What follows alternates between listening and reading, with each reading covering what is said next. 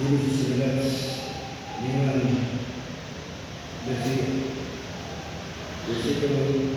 atas tertentu supaya dia ingin aku akan separas bukan masih ang pagiging ako dia ini memungkinkan itu wala ini berjuang kesulitan segala church to the adversary.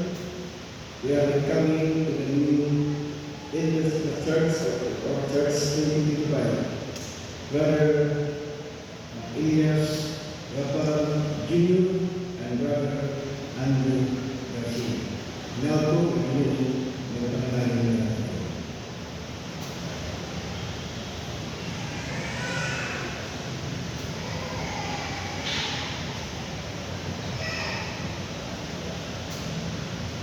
mayong gabi sa tanan. Usa sa ato ang treasurer sa General Conference sa kumpanya si Paul H. Douglas. Ingon niya, the deacons and deaconesses are our chief servants. They are served and care for the people of God.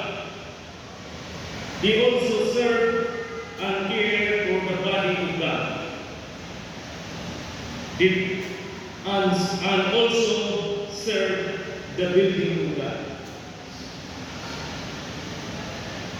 Aron kita, mga deacons and deaconesses, makatuman ini na buluhaton tungod kay mas bukat ang buluhaton sa deacons nga gisangon kanato mga igsoon. Ingon ang Diyos, sumala sa Ezekiel 36:26, ingon siya, hatagan ko kamo og bagong kasing-kasing. Nganawa, kay gusto sa Diyos na kini akong daan na kasing-kasing, kanang kasing-kasing sa pagdadalo, kasing-kasing sa pagdadili ng kinabawang atong lakang. O hatagan at kasing-kasing sa Diyos, kasing-kasing na nabawon, kasing-kasing ng tanaw sa pinahanglan sa uban, lalim sa ating Diyos. Hatagan ka sa Diyos, o bagong kasing-kasing, araw ka na makatuman, niiling mga buluhaton, na isanong na mga deacons and deaconesses. Ingon din, the reward for success is more success.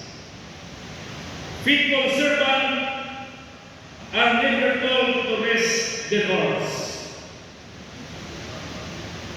They are given even more responsibilities. Inutuman na mas hatagan kita o daghan na responsibilidad ni kay Diyos.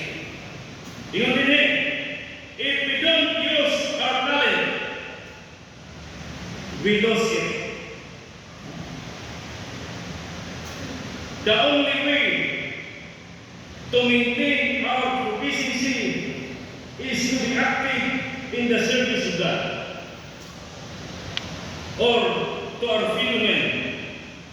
Remember this, burying your talent is a sin.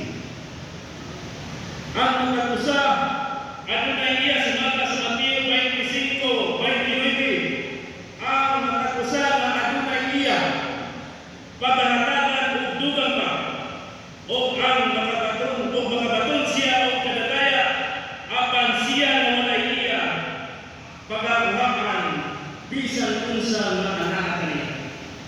Mateo kapitulo 25, versikulo 29. What you do with the small things, you will soon to begin to do when you are giving a big things. The little things of life reveal what we are becoming.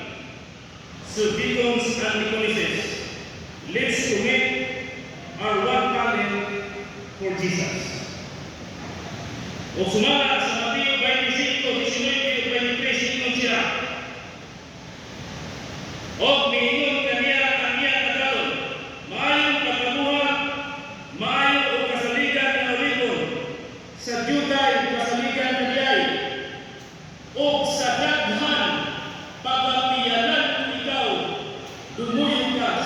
sacrifice sa inyong Tagalog. Remember that.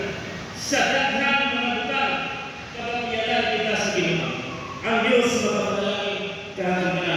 Welcome, dito sa Nicolesis, nato sa pamilya sa Nicolesis. Daghang salamat